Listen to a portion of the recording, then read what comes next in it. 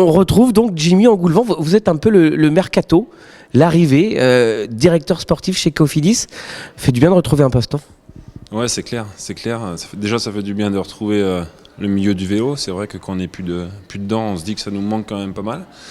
Et puis là, dans une équipe qui fonctionne bien, que je connais déjà un petit peu, que ce soit les coureurs ou le staff, c'est vrai que ça fait plaisir. Ouais.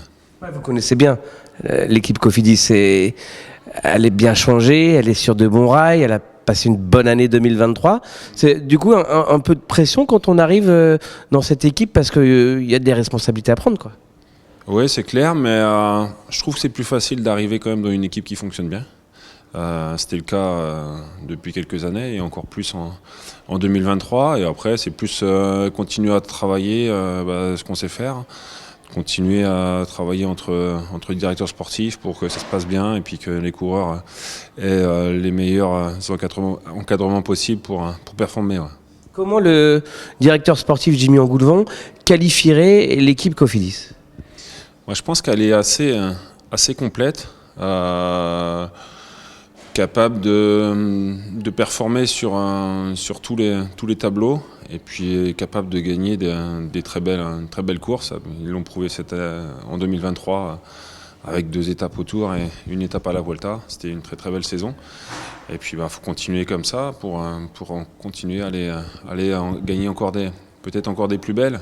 Cédric Vasseur, notre manager général, disait pourquoi pas un monument, c'est vrai que ça serait grandiose pour Cofidis. Ouais. Ouais, justement, voilà, j'allais y venir. Le petit X, ce serait peut-être ces classiques où Cofidis a du mal à se distinguer.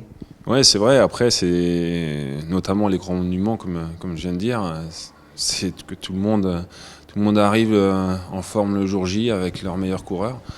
Donc c'est sûr qu'il n'y a pas forcément la place pour tout le monde, mais bon, sur une course d'un jour, on ne sait jamais. On peut toujours avoir un coureur dans un grand jour et puis un petit peu de circonstances et pourquoi pas aller décrocher un monument quand même. C'est ce qu'on a au coin de la tête quand même. Ouais. Vous avez été recruté pour ça alors ? Ça serait bien, ouais, ça serait bien que.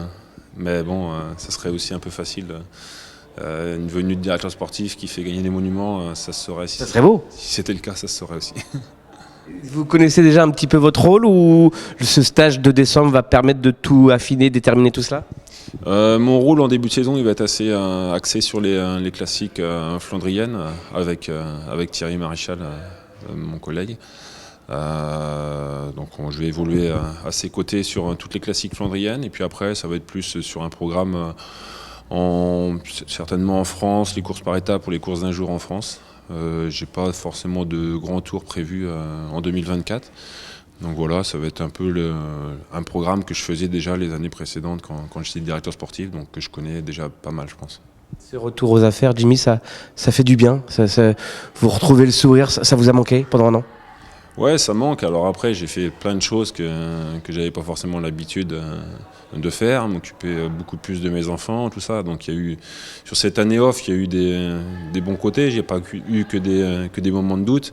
Mais c'est vrai que quand ça fait 20 ans que vous travaillez dans le milieu et que tout votre entourage, tous vos amis évoluent dans le milieu, c'est vrai que ça fait un peu drôle du jour au lendemain de se retrouver à la maison.